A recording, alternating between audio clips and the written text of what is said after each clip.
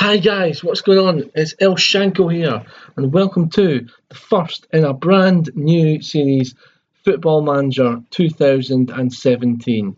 Now, a lot of you will be wondering what I was going to do in the series that I'm going to be taking place. There's been a few series, keep things fresh, but the first series that I'm going to get started today is with Poole Town SC. It's a lower league management save.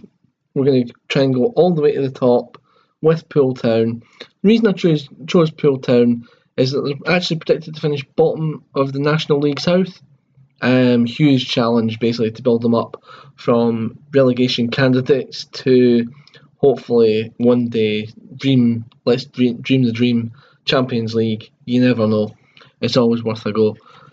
So yeah, I thought Poole Town because obviously they're ranked bottom of this league and it's really the challenge that we are hoping for. So, a couple of things before we get into it. Interesting things to note about the club. Charlie Austin is one of the icons for the club, having played for them in his younger days and scored a lot of goals. 34 goals in 35 games in one season, and then 14 goals in 8 games the next season. So really quite a star player for them. I'm sure he really helped them in the Wessex League at that time. So the ground is the Tattenham ground. We have got 2,000 seats in it. So 2,000 capacity, 152 seats, which is quite small, to be perfectly honest with you. And 25% of the gate receipts go to rent the stadium, which means we obviously don't own our own stadium, which causes problems further down the line. Poor training and youth facilities, really not happy about anything like this. Basic corporate facilities as well. Junior coaching limited and minimal, as you would expect at this level. The affiliates that we've got are local teams, Yeovil Town and Bournemouth. Obviously Bournemouth Premier League, Yeovil Town League 2. Hopefully we'll get some good players out of those teams eventually. Looking to the side, there has been a predominance of players coming in from teams like Bournemouth. And when there are youth players coming to Bournemouth, they'll come to Poole Town eventually. So that's all good. Now we'll take a wee look through the squad, and what I'm going to do here is I'm going to go through every single player we've got because we've not got that many, to be honest. And we'll have a wee talk about what their likelihood is of them starting this season, how many games roughly I'm thinking of playing them, if all stays well, some key features of their game, and hopefully just give you a wee introduction to the Poole squad, because quite frankly I didn't know anything about them until I started this save about 20 minutes ago, and I've just had a wee sort of look through them, done a wee summary note for myself, and so now without further ado, let's get into looking at the players.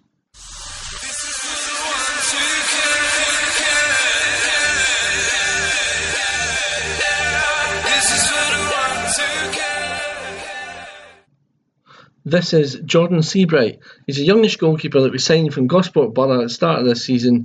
More than likely, this guy will play on the bench. He's not the most fantastic goalkeeper you'll ever see in your life. Decent, if not spectacular. I'd say he's quite well rounded in the goalkeeping stats. Quite happy with that for this very low level, because bear in mind, these stats, although they look quite low, you've got to adjust your level because we are in the National League Conference South. Fairly athletic for a goalkeeper. At 6'2", decent deputy in my opinion. Nick Hutchins will be our starting goalkeeper this year. He's fairly experienced. Signed for us 2010, I think. Yeah, 2010. Again from Gosport Borough, who I'm thinking may well be a sort of unofficial feeder club, because that's the first two goalkeepers, both came from them, so you just never know. He's featured heavily in the club's charge to this division over the past few seasons, and that's always good, and hopefully he will play an integral part in this season for us. key attributes, if we're looking at him, he's got good handling, good aerial reach and jumping reach, combined with a 6'5" frame, which stands him in good stead for this level.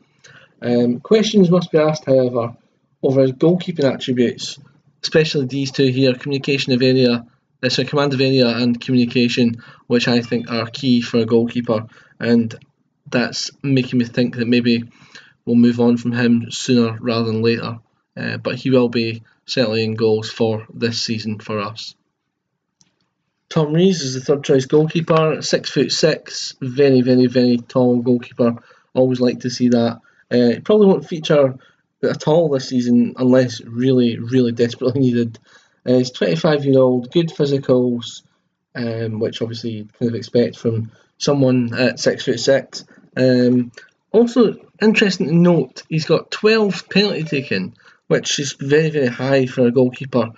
And although this may be highly doubtful, maybe he is the English Jose Luis Chilavert. If you don't know who he is, go look him up on YouTube. Jose Luis Chilavert, all his goals that he scored while playing international football for Paraguay, and also I think it was Vélez Sarsfield I think he played for as well, amongst other teams. So go and have a look for him. And yeah, so Tom Rees probably won't get much game time. Not many minutes on the pitch for this guy, but backup goalkeeper nonetheless, and not too shabby as far as third choice keepers go for this level.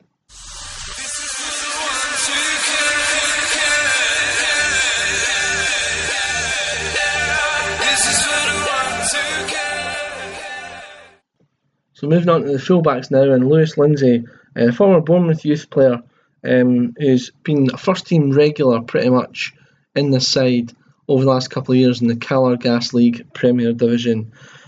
He's not really got any overly fantastic standout attributes, but again, as I said before, you've got to reduce your levels for playing at this level.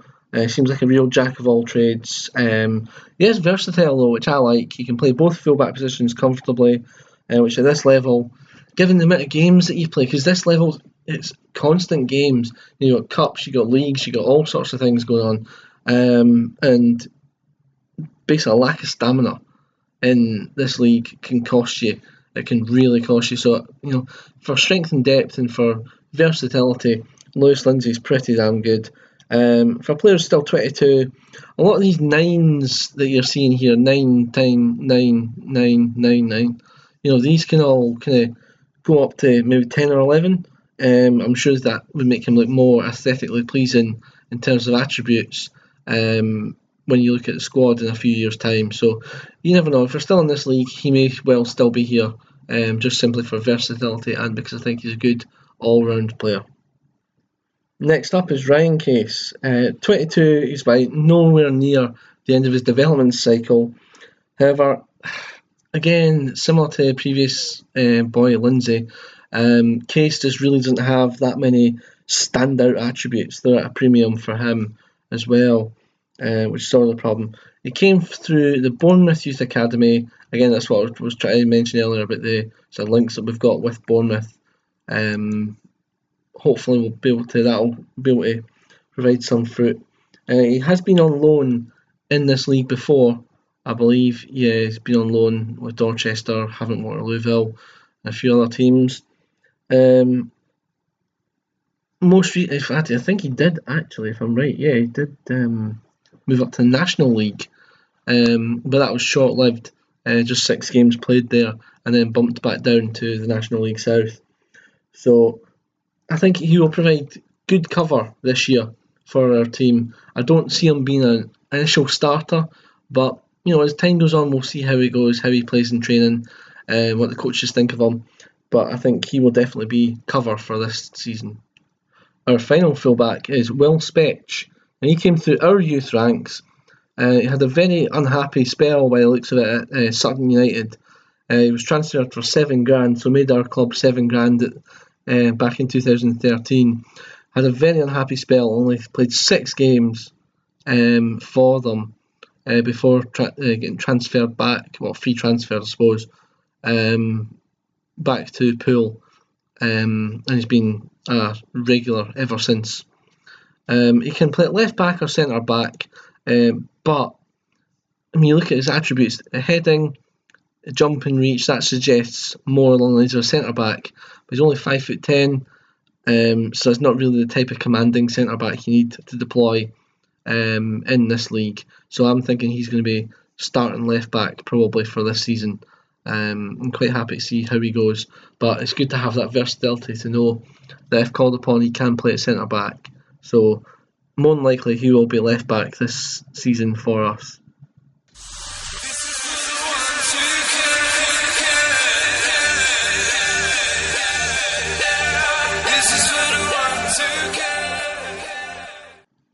The first of three centre-backs that we've got at the club is Lewis Tallock, the former Pompey youth player.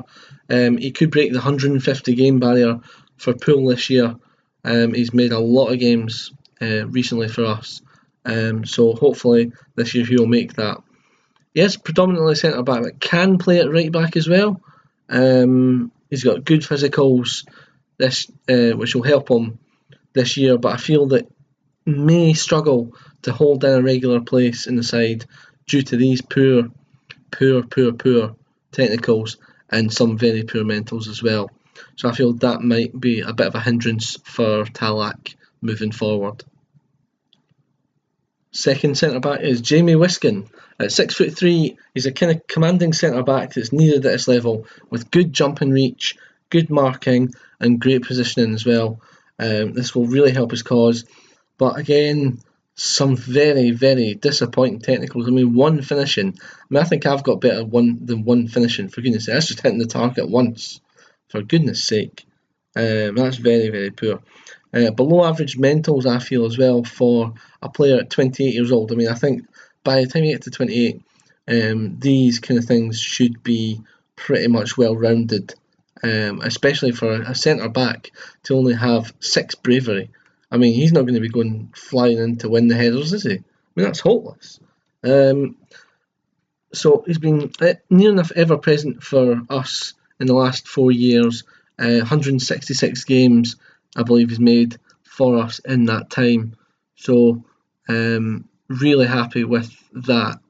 So hopefully he will be in our starting lineup most of the season if we can keep him. I just those technicals are really bugging me, but we'll see how he goes, and we'll maybe look to replace him maybe next year when he gets a wee bit older, and see how we go from there. But he will definitely be one of our starting centre backs in our system. Completing the defence is Michael Walker, 32-year-old, definitely the elder statesman of the defence, 6'5" centre back. Delighted, he's very experienced, so he'll bring that. He's got a lot of standout attributes here, as you'll notice. I mean, decisions, aggression, jump and reach, heading, tackling, all good. Long throws of 15 will be very useful, I think. We can utilise that certainly throughout the season. He's never played at a higher level than where he is at the moment, which is a bit annoying, but hopefully he'll be able to use the experience of the lower leagues to help out at this level, and also with his age, trying to help the youngsters through when we actually get some youngsters, that is, because you might have noticed the lack of young talent so far coming through this squad report. So without further ado, let's move on to the defensive midfielders now.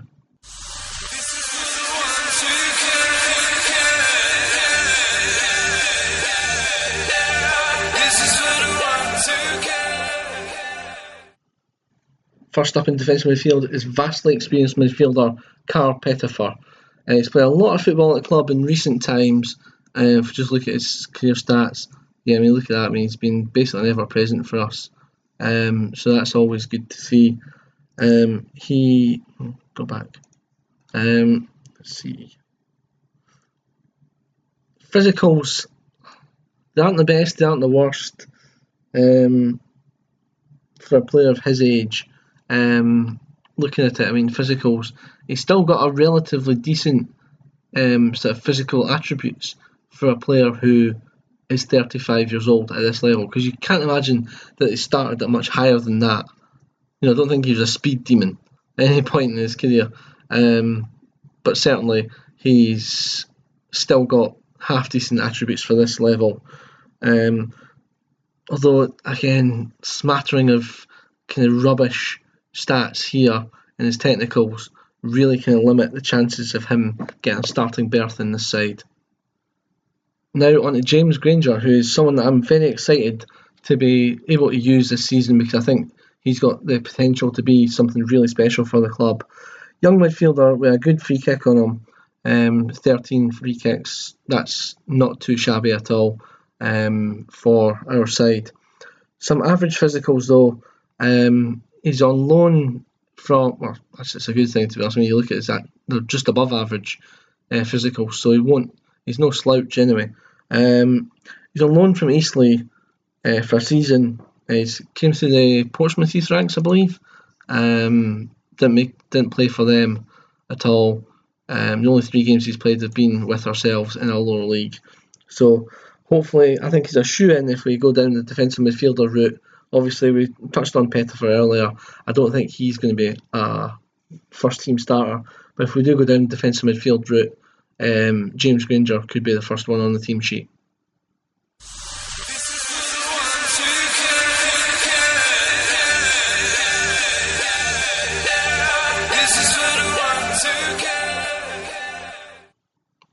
In centre midfield now, and the first up is James Gleeson, a nicely experienced player at this level, very rounded in his attributes, which I'm happy with.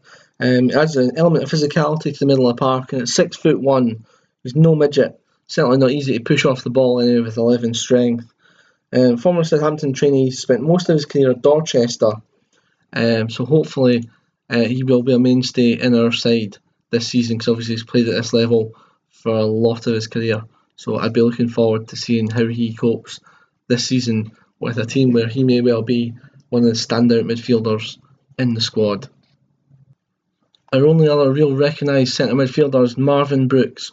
The giant Brooks is, for all intents and purposes, a complete beast at this level. Really happy with how strong he is.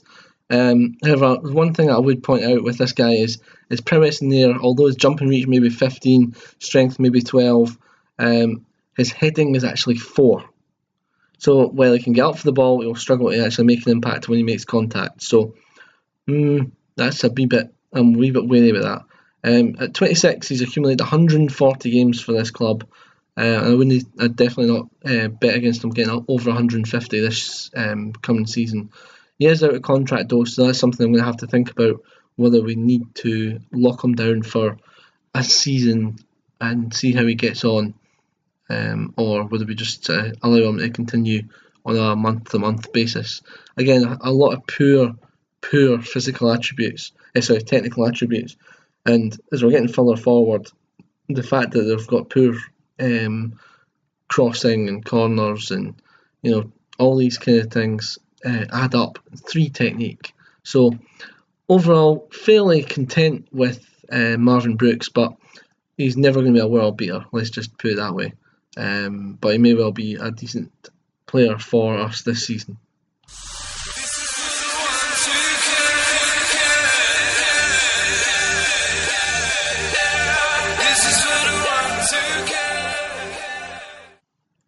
On to the wide midfielders and wingers now, and 30-year-old Irishman Steve Devlin has got a few standout attributes which might make him look a bit better than he actually probably is. Obviously determination 17, natural fitness 15, work rate 14, and obviously you've got the free kicks and corners, which is quite good, so that could make him the team's set-piece specialist.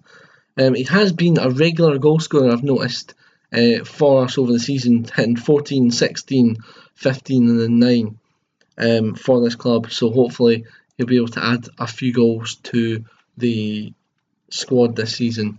I'm just thinking maybe a lot of them were actually free kicks, but you never know. Darting runs into the area, I don't know. I've not actually looked back to see how the goals were scored last season for Poole, but I'd imagine that free kicks would be quite prominent in those, because obviously 11 free kick taken at this level is above average.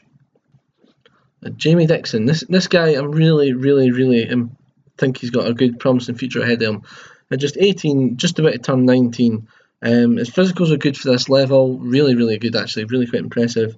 I think his technicals and mentals do let him down, but I think a good mix of training and game time should see his stats increase quite rapidly.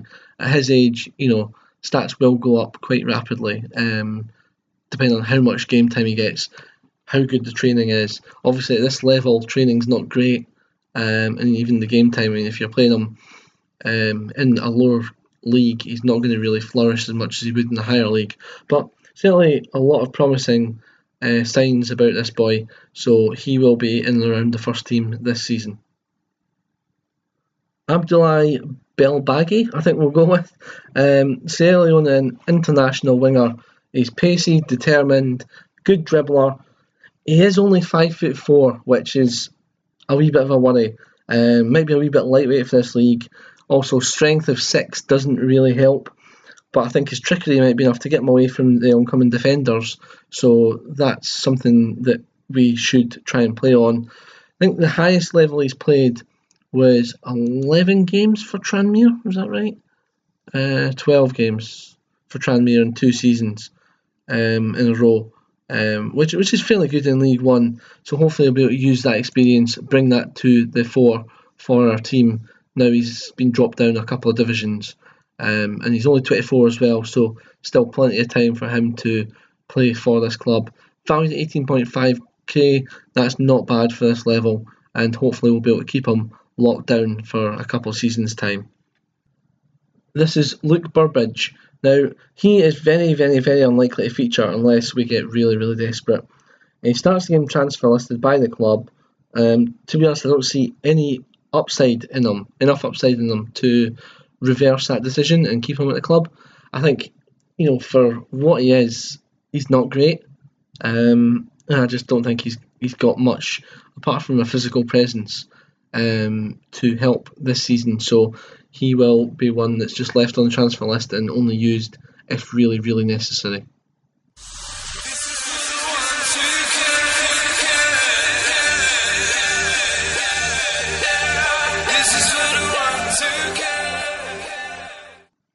Our first striker today that we're looking at is Sam Surridge. Now, this guy is probably going to be the best player at the club, the best player that we have. He is on loan from Bournemouth, very young striker at 17 years old. Part of the affiliation between us and Bournemouth, hopefully, I think this guy will flourish at this club. 6'3", but he's far from being a big target man, as you can see. He's got excellent physicals, some absolutely exceptional for this level, 13s, 12s. That's really good for this level. Mentals, technicals, pretty damn good as well. A few standouts like finishing 12, heading 13, penalty taking 15, which is going to be should make him a lead striker at this club.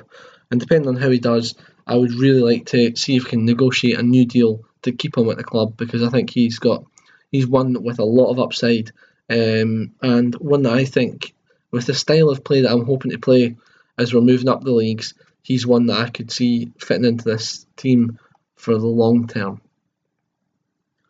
Richard Gillespie is 14 years older than Sam Surridge. Experienced striker, I think, can offer quite a lot this season moving forward for us. A smattering of important attributes should help, but my main concern is that he's only played 3 seasons at this level before. The rest of his career has been spent in the lower leagues with Bashley, Totten, and obviously ourselves previously. The English Premier system, as you know, goes down quite a bit, but I think this guy's played at maybe the level below, or 2 levels below the National League South. So I think with this goal record, though, 210 goals in 417 games, he's clearly a goal scorer. So I'm looking forward to playing with him, seeing how he does. Again, penalty taking a 15 again on this guy as well. So it looks like if we get a penalty this season, we should be ramming them home, hopefully. So that's Richard Gillespie. He and Sam Surridge will be the 2 main strikers this season, and hopefully we'll be able to do some real damage in this league despite being tipped by the bookies to finish bottom. Lee Wart is probably the unluckiest man in the team, but for the simple reason that he has good finishing, great heading, and just generally good physical attributes. So he should be making a claim for a starting berth, but will probably be benched in favour of Sturridge and Gillespie, just because those two are really, really good. He's a proven goal scorer, 94 goals in 173 games, which is really quite impressive, including 2 seasons where he's hit 30 or over. So I'd say that gives him the edge. It should give him an edge over a lot of players in this league. I do feel though that these technicals are going to make him come up short when we're talking about the final squads. And I think he may well have to just sit on the bench for most of the season and take his opportunity when it comes along.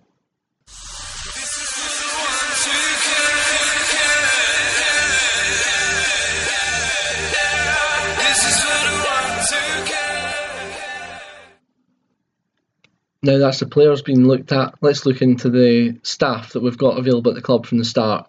We'll start off with Callum Brooks, assistant manager. Now obviously he is a starting assistant manager, so he was the manager for assistant manager of Poole Town before I came here. He is a bit average for this level, nothing overly spectacular. I will probably be looking to bring in a good assistant this close season. However, the lack of funds at this club is ridiculous, and that may well stand in our way, as well as the fact that we are in the division we're in. We're not going to get in on overly top special, so this guy might just have to sort of stay with us for a season until we find someone better. Judging ability and potential of 6 and 7 isn't the end of the world, but we're never going to find a Cristiano Ronaldo with him. So that will pretty much do for him. Average at best, but hopefully will do enough of a job to get us through this season, and then we can move on and try and find someone better. Our head of youth development is a regen called Cal Brazil. Now this guy's definitely not good enough, but as people say quite often, beggars can't be choosers. At the moment we've just got to basically deal with the cat that's always been there for us, and that's this guy. Working with youngsters score is above average, but over the course of the next few years I would like to move on from this guy because judging ability and potential is very, very poor.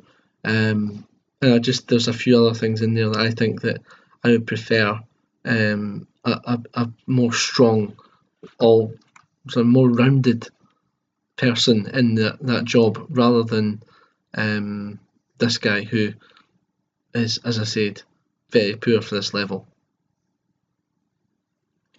Robbie Yates is next up. He's a goalkeeping coach. Now this surprised me quite a bit when I saw this. Usually when I do lower league management saves, they don't actually have a dedicated goalkeeping coach, but here we are, quite happy to have one.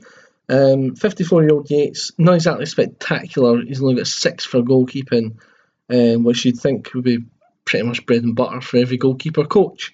Tactically inept, and obviously his technical skills aren't going to be winning any awards, so again probably going to look to move on from this guy sooner rather than later. Again, I like determination, motivating from my coaches as well, and this guy hasn't exactly got that, so definitely going to be moving on from this guy as soon as we can. But again, it's the case of do we stick or do we twist? We've got not a lot of money at all, as I'll show you later on in this video, so realistically speaking, we're not going to get anyone better at the moment, so we'll wait and see on that one, but at the moment we're sticking with Robbie Yates. Matt Fisher is our head physio, and well, need I say it all? I mean, you can see it on screen just now, guys. Physiotherapy of 4. That just says it all. This is really in need of a major staff overhaul at this club. This guy's probably more likely to cause injuries than prevent them. 4 physio. I give up with this guy. He's only 22 years old, fair enough, but 4 physiotherapy. I'm no expert, but I can bandage someone up. I think that would qualify for 4 physiotherapy. Oh dear. Right, okay, so we'll move on to the chief scout in a minute now, because this guy is just woeful. The chief scout of the club is Tony Norman, another regen. I can't really see us finding any hidden gems with this guy in charge of the scouting network. 3 and 5 for judging stats mean they're probably not likely to get the next Jamie Vardy anytime soon. But, you know, again, he's someone that's at the club. We're not spending an awful lot of money on him. More than likely, we're going to just have to play with this just now and see how we go in the future and see if we can get someone better in the future. But for now, it's Tony Norman who is in charge of the scouting network. Well, hallelujah for that. Marcus Browning, finally, a decent enough coach. And amongst all this rabble. However, this really does baffle me because we've got no under-18 squad whatsoever to speak of, and yet we've got an under-18s coach. It is nice, however, to see there is some talent in our ranks. Motivating of 11 and working with youngsters of 14, obviously pleasing to see. But again, we've got no under-18s, so I don't really know where Marcus Browning's going to fit in. I would like to see, obviously, some under-18s come in, and obviously we can populate that squad, and we'll see how we get on. But again, as an under-18s manager, I would like to see him as a coach rather than, a first-team coach rather than looking at under-18s, because right now we've not got anything like that, and I don't think we've got the infrastructure within the squad to do anything like that. So, Marcus Browning will complete the sort of staff lineup, and we'll now move into look at the finances, and then we'll probably just leave it there. Well, guys, to end this sort of introduction video to the club, I thought I'd just show you the finances of the club. We have 81,000 in the bank, which is not a lot. Let's face it, it is not a lot. We're literally on the breadline here. The board aren't willing to let us increase the wage budget, which is currently sitting at £3,870 a week. We're currently spending £3,600 a week. So, realistically speaking, it's not looking very good. We're allowed to keep 30% of our transfer revenue, so any transfers that we get rid of, we can get 30% of that towards our new transfer budget, which doesn't really say much. Just a couple of things before we go. I suppose it's quite relevant to say right now, the schedule. What I'm going to do with this is I'm actually going to play the friendlies offline, come back to you, because I'll add in a few more friendlies as well, hopefully, to try and get the players fit for the league campaign. Come back to you obviously for the start of the season, the first game, and then we're going to be trying to do maybe 3. Well, obviously it's going to be the transfers in that one if I do manage to sign anyone, and then after that one we'll look to try and do 3 games per episode, sometimes 2, sometimes 3, depends on how detailed the matches go into, because we don't obviously want huge episodes, but at the same time you want to get that detail. I will be playing on 3D with the new highlights, the new replays from behind the goal angle, the new behind goal low, so hopefully that'll you'll appreciate that, and hopefully that'll look good as we're moving forward. So hopefully you guys enjoyed this video. Smash that like button if you've enjoyed it. Subscribe to my channel if you like this idea and want to see more series like this, and I will see you guys in the very next video.